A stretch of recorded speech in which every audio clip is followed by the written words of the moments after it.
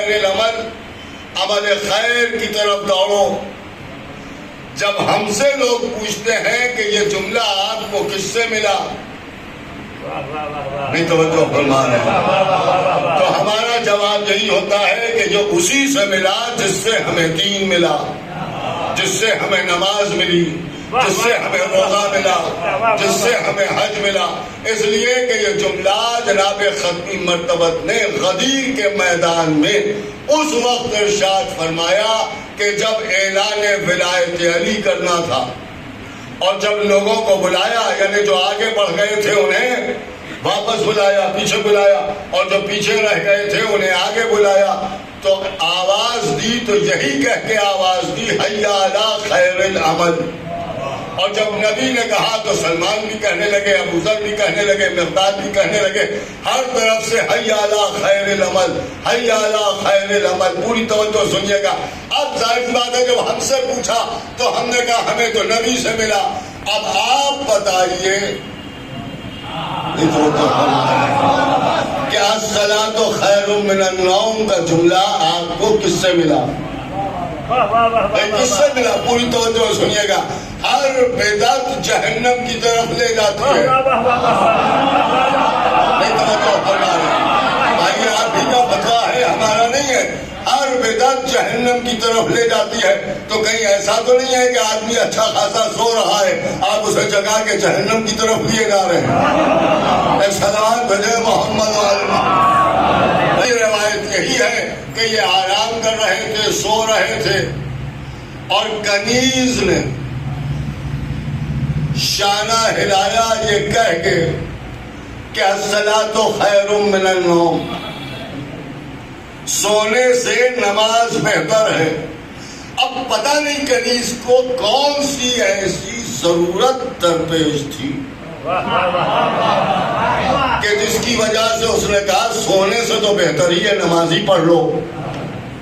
اور یہ جملہ انہیں اتنا پسند آیا کہ انہیں نے اسے اذان میں شامل کر دیا۔ انہوں نے کہا اب روز یہی ہوگا، اذان میں کنیز کا جملہ ہے جس پر کوئی نہیں پوچھتا کہ یہ کہاں سے لائے۔ ہماری اذان میں نبی کا جملہ ہے۔ ہر آدمی سوال کر رہا ہے کہ بھائی یہ کہاں سے لائے، یہ کہاں سے لائے۔ ایک صاحب نے یہ پوچھا، دیکھیے اب خدا کی قسم اسے آپ کو اختیار ہے چاہے جیسے سنیے، اس لیے کہ ہمارے یہاں بچہ بھی جب جواب دیتا ہے تو غیروں میں بڑے بڑوں کے پاس اس جواب کا جواب نہیں ہوتا۔ سبحان اللہ، سبحان اللہ۔ اور خدا کی قسم ہمارا جواب بھی لاجواب ہوتا ہے۔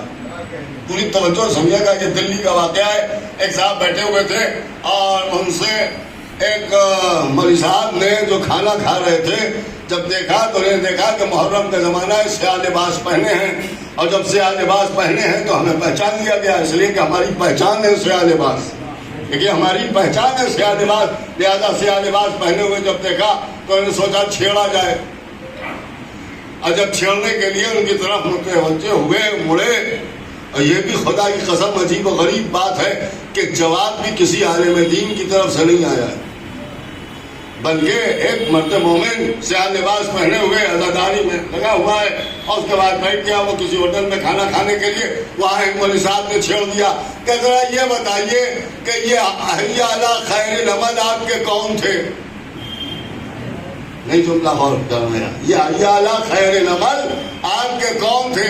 بس جیسے ہی اس سے یہ سوال کیا گیا اس نے مڑ کے دیکھا، انہوں نے کہا آپ کی من النوم کے شوہر تھے۔ صلوات بھیجے محمد والے محمد، ایک بابا کے بدن صلوات بھیجے۔ بھیا بات سیدھی سیدھی یہی ہے کہ نہ چھیڑو نہ سنو، کہ صلوات بھیجے محمد والے محمد۔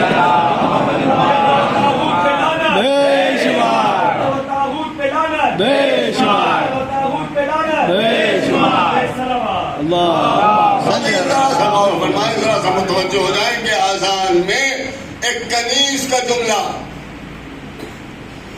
نماز پڑھنے کے لیے کھڑے ہوئے تو یہ نماز کہاں سے ملی؟ پوری توجہ سنیے گا جو میں عرض کر رہا ہوں، پوری ذمہ داری سے عرض کر رہا ہوں۔ جب دور خلافت آیا دوسرے کا، بہت دن گزر گئے، پھر کچھ غلام قید کر کے لائے گئے، اور جب وہ ان کے سامنے دربار میں کھڑے ہوئے تو وہ ہاتھ باندھے کھڑے تھے۔ انہی نے پوچھا کہ بھائی یہ کیا ہے، سیدھے کیوں نہیں کھڑے ہوتے ہو؟ اس کا مطلب یہ ہے کہ ان کی نظر میں بھی ہاتھ باندھ کے کھڑا ہونا سیدھے کھڑا ہونا نہیں ہے۔ تبھی انہی نے کہا سیدھے کیوں نہیں کھڑے ہوتے ہو؟ تو ان غلاموں نے جواب دیا کہ ہم جب اپنے حاکم کے سامنے جاتے ہیں تو ہمارا یہی انداز ہوتا ہے، ہمارا یہی انداز ہوتا ہے۔ کہنے لگے یہ تو بہت اچھا انداز ہے، اب جو سب کا حاکم ہے اس کے سامنے بھی ہم جائیں گے تو ہاتھ باندھ کے جائیں گے۔ نماز میں ہاتھ بن گئے۔ خدا کی قسم ذرا سا غور فرمائے، انا اذان سیکھی کنیز سے، نماز سیکھی غلاموں سے، اب تم کیا ہمارا مقابلہ کرو گے؟ کنیزوں والی اذان دیتے ہو، غلاموں والی نماز پڑھتے ہو۔ ایک صلوات پڑھے محمد والے، ایک اور بابا سے بلند صلوات بھیجتے ہیں۔ تو آپ ظاہر سی بات ہے کہ ہمارے ہاں جو کچھ ہے وہ رسول اللہ سے چلا ہے۔ حی علی خیر العمل، عمل خیر کی طرف دوڑو، عمل خیر کی طرف دوڑو۔ پوری توجہ سنیے گا جو میں عرض کر رہا ہوں، عمل خیر کی طرف دوڑو۔ آج زمانہ ہم سے کہتا ہے کہ صاحب عمل کی بات کیجئے، کچھ عمل بھی سیکھنا چاہیے، یا آپ کی قوم عمل کے پیچھے میں بہت معاملے میں بہت پیچھے رہ گئی ہے۔ اب نہ جانے کون سے عمل کی آپ بات کر رہے ہیں، یہ تو ہمیں نہیں معلوم، لیکن ہماری ہر اذان میں حی علی خیر العمل ہے، عمل خیر کی طرف دوڑو۔ یہ جملہ کہاں سے ملا؟ کہا غدیر سے ملا۔ دیکھیے غدیر سے ملا۔ کبھی آپ نے غور فرمایا کہ رسول اللہ نے نماز کے لیے بلایا تو یہ جملہ نہیں کہا، روزے کے لیے بلایا تو یہ جملہ نہیں کہا، حج کے لیے بلایا تو یہ جملہ نہیں کہا، کلمہ پڑھوانے کے لیے بلایا تو یہ جملہ نہیں کہا، مسجد بنوانے کے لیے بلایا تو یہ جملہ نہیں کہا، لیکن جب علی کی ولایت سنانے کے لیے بلایا تب یہ جملہ کہا حی علی خیر العمل۔ اور خدا کی قسم آپ کے دل میں جتنی علی کی محبت ہے اسے جمع کر کے سنیے گا کہ اس سے یہ بات ثابت ہوتی ہے کہ سارے عمل صرف عمل ہیں، اور ولایت علی عمل خیر ہے، عمل خیر ہے۔ اس کا مطلب یہ ہے کہ سب ذاکرین میں اور ہم میں یہی فرق ہے کہ سب عمل کی دعوت دیتے ہیں، ہم عمل خیر کی دعوت دیتے ہیں۔ ایک صلوات بھیجتے ہیں محمد والے۔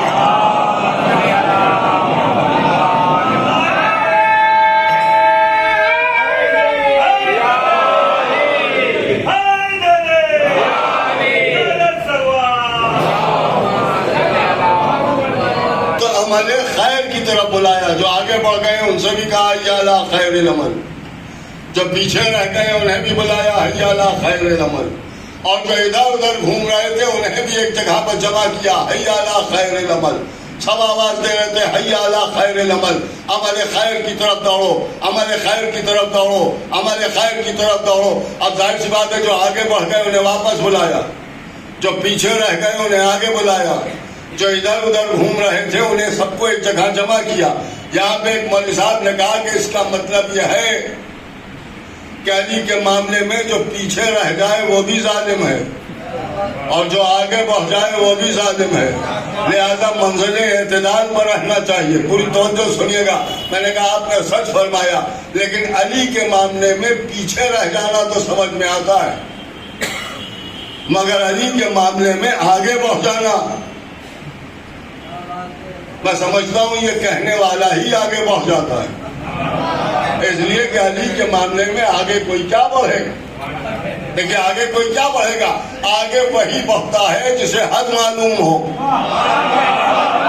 علی کی حد معین کرنے والے خود اپنی حد سے باہر ہوتے ہیں۔ علی کی حد کوئی نہیں معین کر سکتا۔ پوری توجہ سنیے گا۔ اور نے کہا صاحب کیوں نہیں معین کر سکتے؟ اس لیے نہیں کر سکتے کہ اللہ اور رسول نے یہ حد معین نہیں کی۔ دلیل سنیں گے آپ؟ دشمنان علی کے اگر مرچیں نہ لگ جائے تو علی متقی نہ کہیے۔ واہ واہ واہ واہ واہ واہ واہ واہ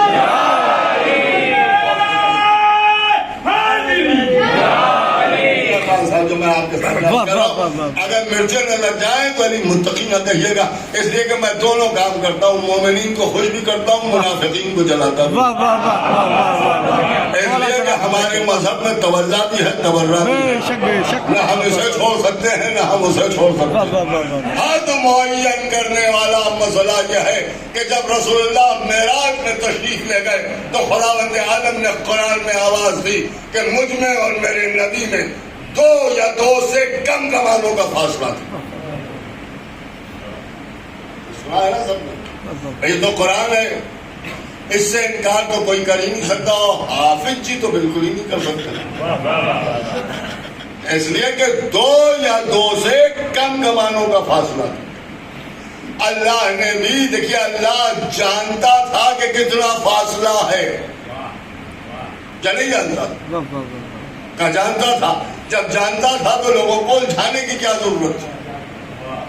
یا 2 کہہ دیتا یا 2 سے کم کہہ دیتا، نہیں 2 یا 2 سے کم کمانوں کا فاصلہ تھا۔ اس لیے کہ اگر 2 اور یا 2 سے کم نہیں، ظاہر سی بات ہے جتنا بھی کہہ دیتا، اگر کہہ دیتا تو فاصلہ محدود ہو جاتا، نہیں وہ فرما رہے ہیں، فاصلہ محدود ہو جاتا، ذہن سمجھ لیتا کہ ہاں 2 کمانوں کا فاصلہ، 2 کمانوں کا فاصلہ، 2 کمانوں کا فاصلہ۔ اللہ نے حد نہیں معین کی، 2 یا 2 سے کم۔ اب کم میں 1 بھی کمان ہو سکتی ہے، 1.5 بھی ہو سکتی ہے، پاؤں بھی ہو سکتی ہے، آدھی بھی ہو سکتی ہے۔ تو اللہ نے آپ کو یہ سوچنے پر مجبور کر دیا کہ نبی میں اور اللہ میں جتنا بھی فاصلہ ہے اس فاصلے کو اپنے حساب سے نہ سمجھنا، اس لیے کہ نہ اللہ بتا رہا ہے نہ رسول بتا رہا ہے۔ لیکن ایک جملہ میں آپ کی سماعتوں کی نظر کر دوں، بیچ میں پردہ حائل ہے، اللہ کہہ رہا ہے 2 یا 2 سے کم کمانوں کا فاصلہ، لیکن فاصلہ بیان کیا جا رہا ہے تو کچھ فاصلہ تو ہے، نہیں توجہ فرما رہے بھائی، کچھ فاصلہ تو ہے، پردے تک جا کے رک جائیں یا پردے سے پہلے رک جائیں، لیکن کہیں نہ کہیں پر تو رکیں گے، کچھ تو فاصلہ ہے۔ تو یہ تو ماننا پڑے گا کہ اللہ اور نبی میں 2 کمانوں کا فاصلہ ہو یا 2 سے کم کمانوں کا فاصلہ ہو، لیکن فاصلہ تو ظاہر ہے۔ لیکن خدا کی قسم علی کا لہجہ وہاں سے سنائی دے رہا تھا جہاں لوگ کہہ رہے تھے اللہ ہے۔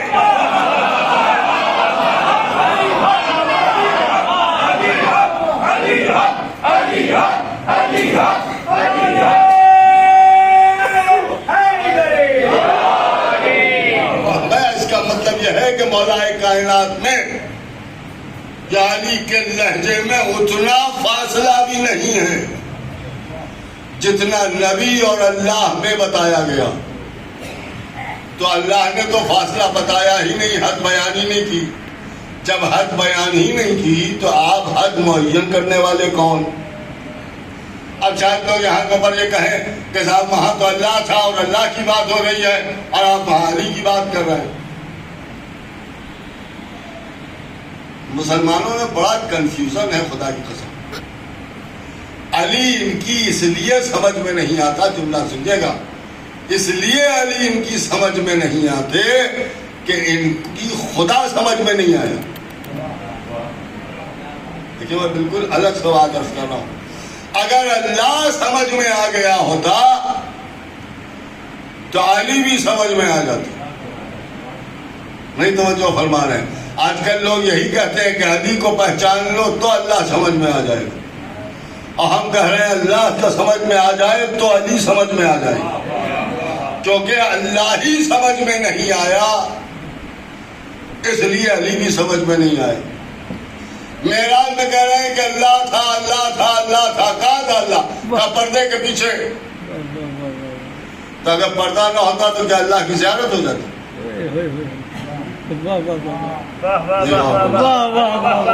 تو اللہ پردے کے پیچھے چھپا بیٹھا تھا.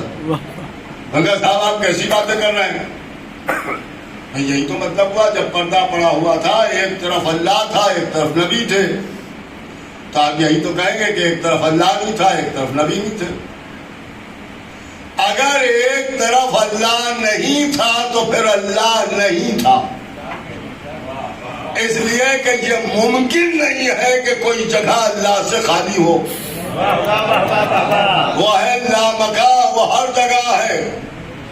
اور جب ہر جگہ ہے تو پردے کے ادھر بھی ہے ادھر بھی ہے. اور اگر صرف ادھر ہے ادھر نہیں ہے تو مکان محدود میں آیا. مکان محدود میں آیا نہیں کہ اللہ رہا نہیں. دیکھیں اللہ رہا نہیں. اب ادھر ہے نبوت، ادھر ہے آپ کے حساب سے الوہیت، بیچ میں ہے پردہ. اگر پردہ ہٹا دیا جائے تو ادھر سے ادھر نبوت دکھائی دینے لگے اور ادھر سے ادھر بیٹھی ہوئی الوہیت نظر آنے لگے. اور ان کا مطلب بھائی سیدھی سی بات کہ اگر پردہ پڑا ہوا ہے اور پردے کے پیچھے اللہ ہے تو پردہ ہٹے گا تو اللہ دکھائی دے گا. ابھی یہاں پردہ پڑا ہوا تھا، ہمارے عباس بھائی نے پردہ ہٹایا اور جیسے ہی پردہ ہٹایا تو مومنین کو یہ منبر بھی نظر آ گیا، یہ زری بھی نظر آ گئی. نہیں غور فرما رہے ہیں. اس کا مطلب یہ ہے کہ وہاں بھی اگر پردہ ہٹ جاتا تو اللہ نظر آتا، اور اگر اللہ نظر آتا تو قرآن کے اس جملے کا کیا ہوگا کہ تم مجھے نہیں دیکھ سکتے، میں نہیں دکھائی دے سکتا. تو اللہ دکھائی دینے والی شے نہیں ہے. جیسے ہوا پردے میں رہے یا پردے کے باہر دکھائی نہیں دے گی، اللہ کی بھی یہی شان ہے کہ وہ نظر نہیں آتا. تو جب نظر نہیں آتا تو پردے میں رہے یا نہ رہے دکھائی دے گا نہیں. اور اگر دکھائی دینا ہی نہیں ہے تو پھر پردے کی ضرورت کیا تھی؟ لیکن پردے کا ڈالنا اس بات کی دلیل ہے کہ کوئی ضرورت ہے، کیونکہ اللہ بے ضرورت عمل کر نہیں سکتا. تو اگر پردہ پڑا ہوا تھا تو یہ ماننا پڑے گا کہ کوئی ایسا تھا کہ اگر پردہ ہٹتا تو وہ دکھائی دے جاتا. دلیل سنیں گے. جب ہاتھ پردے کے باہر آیا تو نبی نے پہچان لیا، اس لیے کہ وہ پردے کے باہر آ گیا. تو یہ بات تو سمجھ میں آ گئی کہ کوئی ایسا تھا کہ جسے پردے کی ضرورت تھی. اب کون تھا؟ ہم آپ کیا، خود نبی نے پوچھا تو بول رہا ہے علی بول رہا ہے. نہیں اب آپ کی واہ واہ پر ایک بات مجھے اور یاد آ گئی، وہ بھی میں عرض کر دوں تاکہ آپ اور زیادہ واہ واہ کریں. لوگ اسی واہ واہ کے خلاف ہیں. یہ مومنین واہ واہ کیوں کرتے ہیں، واہ واہ کیوں کرتے ہیں؟ میں تو یہی کہتا ہوں کہ جب سمجھ میں آتا ہے تبھی واہ واہ کرتے ہیں. اگر ہم نہیں کرتے آپ کی سمجھ ہی نہیں آتا، آپ کیا واہ واہ کریں گے؟ صلوات پڑھیں محمد والے. کر رہا ہوں کہ اب یہاں پر غور کرنے کی بات یہ ہے کہ ہاتھ پردے کے باہر آیا، اور جب پردے کے باہر آیا تو نبی نے پہچانا، ہاتھ کو بھی پہچانا، انگوٹھی کو بھی پہچانا. اور جب ادھر سے آواز آئی تب نبی نے پوچھا کہ تو بول رہا ہے علی بول رہا ہے. ایک حدیث سناؤں رسول اللہ نے فرمایا اللہ کو کسی